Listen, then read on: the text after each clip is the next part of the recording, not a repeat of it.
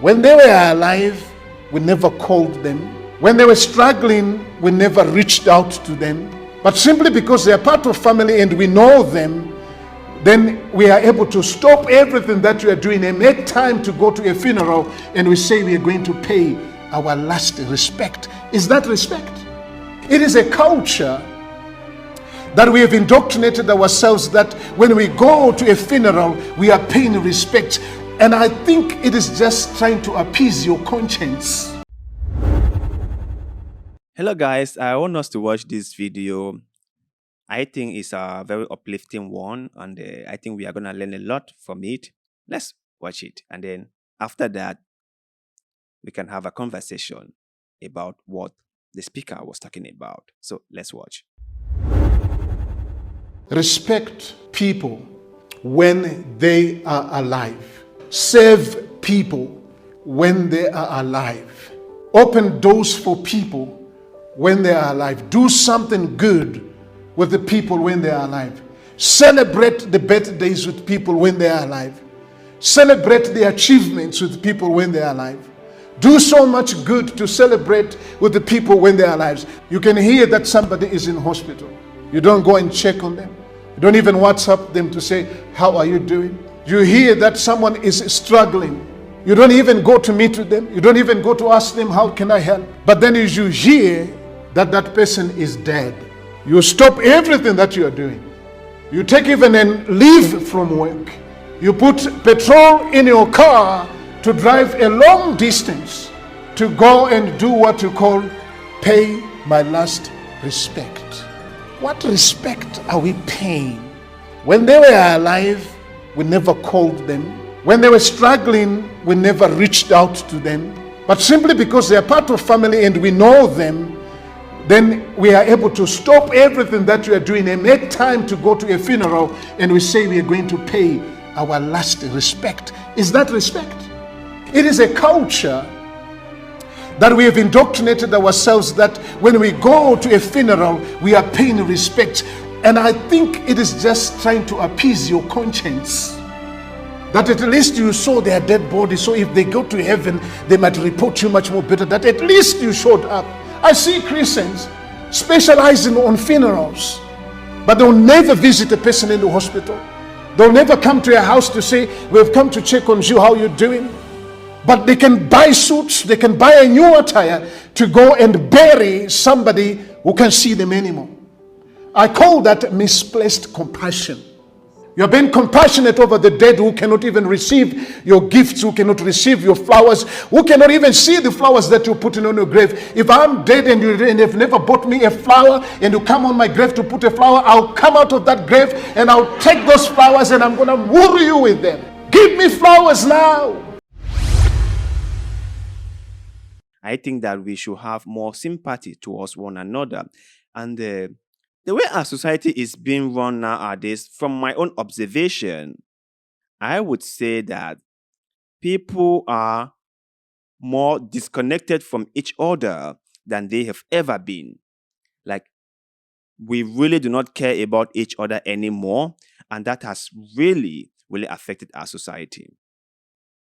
Because the rate at which we are willing to hurt one another, the rate at which we hate each other, the rate at which we care less about each other. I mean, care less is way more better than hate. I can care less about you, but do not hate you personally. I can care less about you, but not willing to hurt you. Our society has bred too much hate. Too much hate.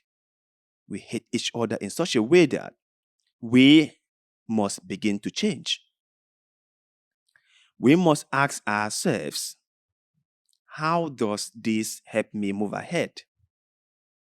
You must ask yourself, how does this act make me a better person?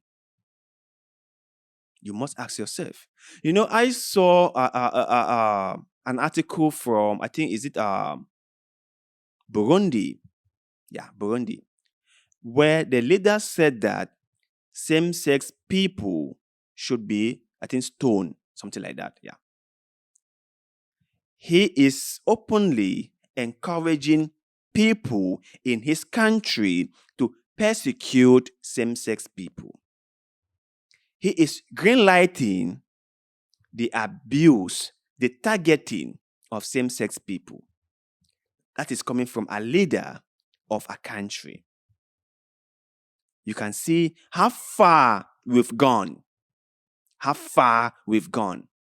If a leader can greenlight attacks on fellow citizens because somehow he does not appreciate their lifestyles, because somehow he does not appreciate their sexual orientation.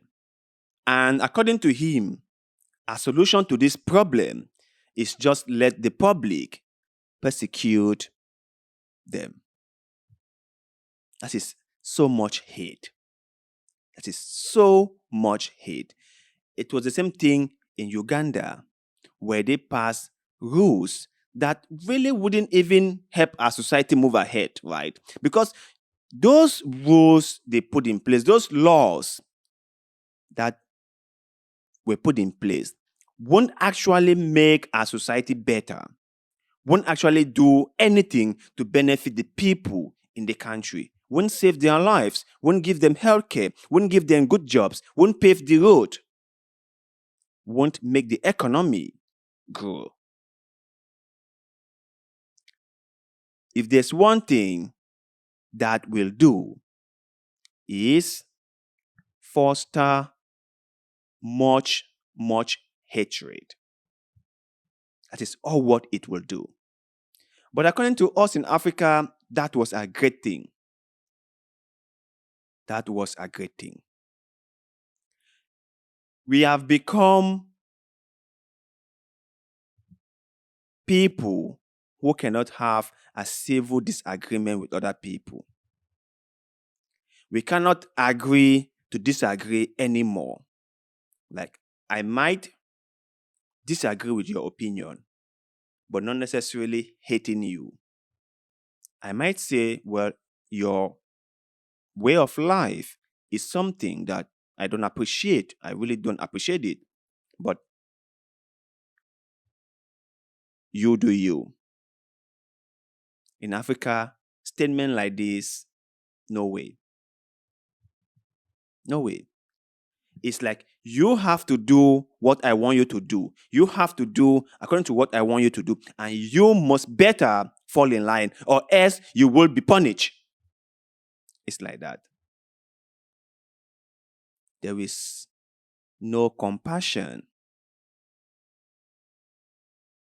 on people whom we should be compassionate about. We have become this kind of entity that are too selfish, too greedy, too self-centered. Everything is about us. The whole world revolves around us. We are the center of the universe, so everything should be about us. Every single thing should be about us. It is what we have become. Our leaders steal everything from us. They've taken everything from us. They've embezzled government money. They've embezzled funds that were supposed to be used to pave a road. They've embezzled funds that were supposed to be used to procure medication. They've embezzled funds that were supposed to be used to purchase medical equipment to help people in need. If we are really compassionate about our neighbors, our friends, people closer to us, we wouldn't be doing things like that. we would not be doing things like that. We must all re-examine ourselves. We must all ask ourselves if we are really contributing to the growth and prosperity of one another.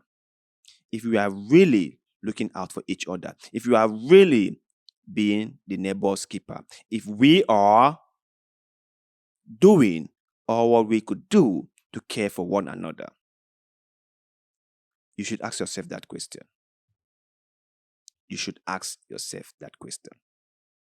Thank you for watching. And please do not forget to like this video, share it if you may. And also, please do us a favor by subscribing to this channel, because that helps us a lot and we shall forever be grateful to you. So, thank you very much, and see you in the next one.